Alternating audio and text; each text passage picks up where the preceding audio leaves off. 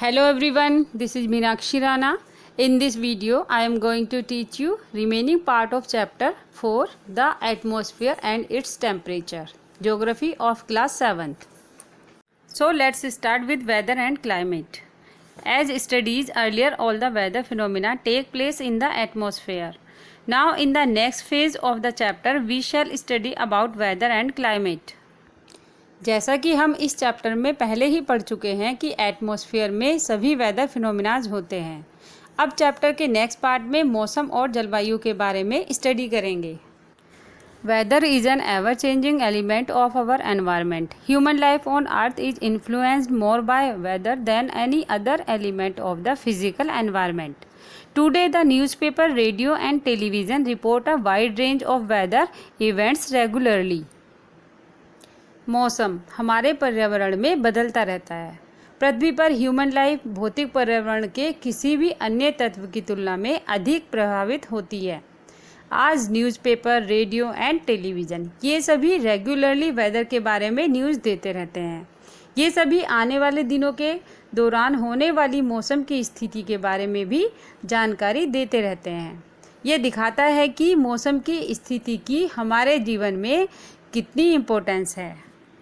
For thousands of years, scientists have tried to predict the weather. The study of weather and its elements is known as meteorology.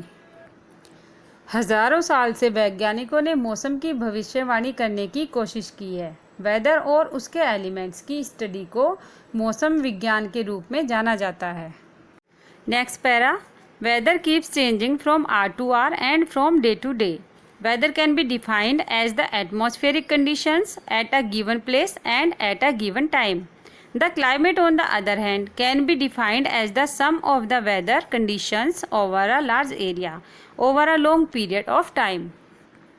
Weather hour to hour और day to day change होता रहता है। Weather को किसी निश्चित स्थान पर और निश्चित समय पर एटमॉस्फेरिक कंडीशंस के रूप में बताया जा सकता है। दूसरी ओर क्लाइमेट को एक लार्ज एरिया में और लंबे टाइम में वेदर की कंडीशन को डिफाइन किया जा सकता है। मीन्स क्लाइमेट लंबे समय तक एक सा रहता है और वेदर आर टू आर और डे टू डे चेंज होता रहता है। इस प्रकार एवरेज वेदर के साथ साथ वेरिएशन होते रहते हैं। वेदर और क्लाइमेट के बेसिक एलिमेंट्स सेम होते हैं। Temperature, humidity, precipitation, cloudiness, sunshine, pressure और विंड्स ये सभी वेदर एंड क्लाइमेट के महत्वपूर्ण तत्व हैं। Now we will discuss elements of weather and climate temperature. The only permanent and continuous source of heat on the planet of earth is the sun. The sun constantly radiates heat and light in all directions. This process of giving out energy by the sun is called as the solar radiation. पृथ्वी के planet पर गर्मी का एकमात्र स्थायी और निरंतर स्रोत सन है। सूरज लगातार सभी डायरेक्शंस में हीट एंड लाइट पहुंचाता है। सूर्य द्वारा एनर्जी देने की इस प्रक्रिया को सोलर रेडिएशन कहा जाता है। First one is insolation. The amount of solar radiation received on the earth surface is called insolation. The sun's energy travel to the earth as electromagnetic radiation. The incoming solar radiation is received in the form of short waves. These waves reach the Earth's surface without heating the atmosphere. पृथ्वी की सतह पर प्राप्त solar radiation की मात्रा को insolation कहा जाता है। सूर्य की ऊर्जा पृथ्वी पर विद्युत चुंबकीय विकिरण के रूप में पहुंचती हैं। आने वाली सौर रेडिएशन शॉर्ट वेव्स के रूप में प्राप्त होती हैं। ये तरंगे एटमॉस्फेयर को गर्म किए बिना पृथ्वी की सतह तक पहुंचती हैं। Next point, terrestrial radiation. Solar radiation is in the form of short waves and it reaches the earth surface without heating the atmosphere. Most of this heat energy is reflected back by the earth surface in the form of long wave radiations known as the terrestrial radiation. Solar radiation short waves के रूप में होती हैं और यह वायुमंडल को गर्म किए बिना ही पृथ्वी की सतह तक पहुंचता है। ज़्यादातर हीट एनर्जी अर्थ सरफेस से लॉन्ग वेव रेडिएशंस के रूप में वापस चली जाती हैं, जिसे स्थलीय विकिरण कहा जाता है। इस प्रकार पृथ्वी के माध्यम से वायुमंडल को अप्रत्यक्ष रूप से गर्म किया जाता है।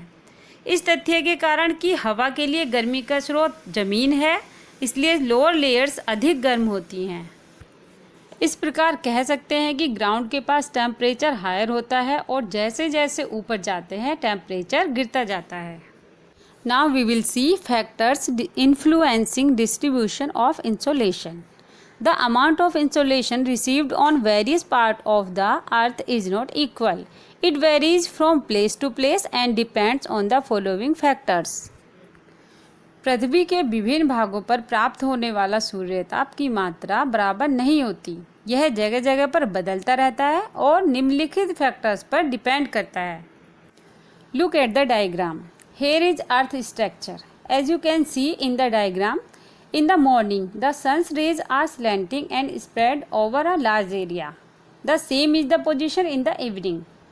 And at noon the sun's directly over our heads and the rays of the sun fall over a small area. The temperatures at noon time are therefore higher. Look at the other diagram. Here are equator, Tropic of Cancer and Tropic of Capricorn. Equator पर sun rays directly पड़ती हैं और tropic of cancer पर slanting. First one is inclination of sun's rays. The angle at which the rays of the sun strike the earth varies from place to place and from time to time. You must have observed that the rays of the sun strike the earth almost vertically at noon. At this time the sun's rays give more heat. This is because the sun's rays at noon are concentrated over a small area and thus the amount of heat received per unit of area is more. जिस angle पर सूर्य की किरणें पृथ्वी से टकराती हैं वह जगह जगह और समय समय पर बदलती रहती हैं। आपने देखा होगा कि सूर्य और पृथ्वी की किरणें दोपहर के समय वर्टिकली होती हैं। इस समय सन रेज अधिक गर्मी देती हैं। इसका कारण यह है कि दोपहर में सन रेज एक स्मॉल एरिया पर केंद्रित होती हैं, इसलिए उस एरिया में प्राप्त होने वाली हीट की मात्रा अधिक होती है। मॉर्निंग और इवनिंग के समय में सन रेज सरफेस पर टकराने के बाद एक बड़े क्षेत्र में फैल जाती हैं, इसलिए मॉर्निंग और इवनिंग में कम गर्मी होती है। The sun's rays are comparatively closer to vertical rays during the summer season than in winter. The insolation received at a place during summer is thus more than that received during winter. सूर्य की किरणें सर्दियों के मुकाबले गर्मी के मौसम में ज़्यादा वर्टिकल होती हैं, इसलिए सर्दियों की अपेक्षा गर्मियों में ज़्यादा गर्मी होती है। Next point, length of the day. The length of the day determines the duration for which the sun's rays and energy are received at a place. The length of the day varies according to the latitude. दिन की लंबाई उस अवधि को निर्धारित करती है जिसके लिए एक स्थान पर सन्स रेज और एनर्जी प्राप्त होती है। दिन की लंबाई लैटिट्यूड के अनुसार भिन्न होती है। इस प्रकार पृथ्वी पर प्राप्त होने वाली इंसोलेशन की मात्रा place to place and time to time change होती रहती है। ट्रॉपिकल एरिया में बाहर के क्षेत्रों की अपेक्षा ज़्यादा सोलर रेडिएशन की मात्रा होती है। Next point is distribution of land and water. Land absorbs and reflects more heat than water because specific heat of land is less than that of water, so land is heated and cooled in a much shorter time than water.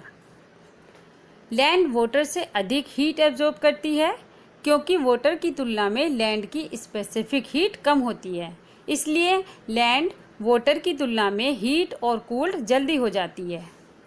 Last point is thickness of the atmosphere. The intensity of insolation at the earth surface also depends on the thickness of the atmosphere. The insolation received per unit area at the polar region is minimum because of the thickness of atmosphere. पृथ्वी की सतह पर solar radiation की intensity depend करती है atmosphere की thickness पर। Polar region में प्रति इकाई प्राप्त होने वाली इंसोलेशन की मात्रा एटमॉस्फेयर की मोटाई के कारण कम होती है।